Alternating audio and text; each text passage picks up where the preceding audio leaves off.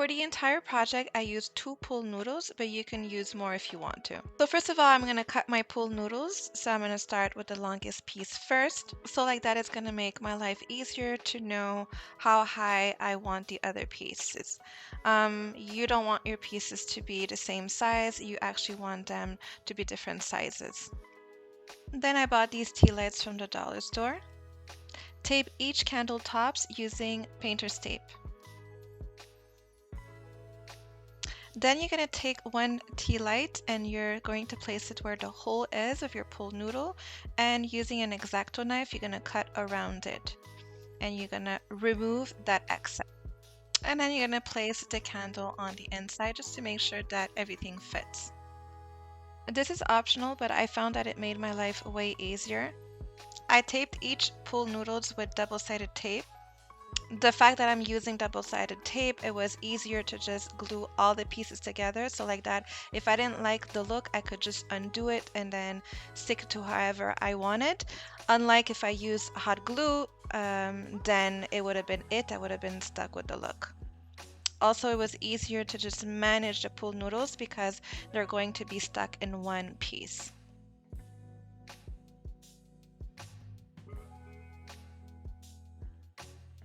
Once everything is attached and stuck together with double-sided tape, you can go ahead and glue it at any bottom that you want. I'm using a cake plate that I bought at the dollar store.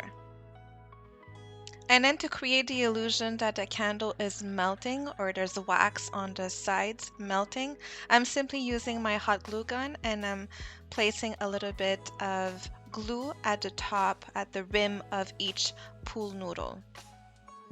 Super important that you don't touch the metal part of your glue gun to your pool noodle, or else it's going to melt your pool noodle. So you just want to squeeze, press, and just let the glue fall onto the pool noodle. Place your candles back and you're ready to spray paint.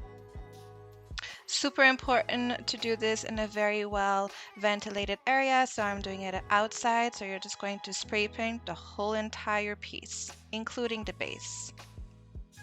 Once the project is dry, I always do a second coat to ensure that everything is well coated. Remove the tape of each candles.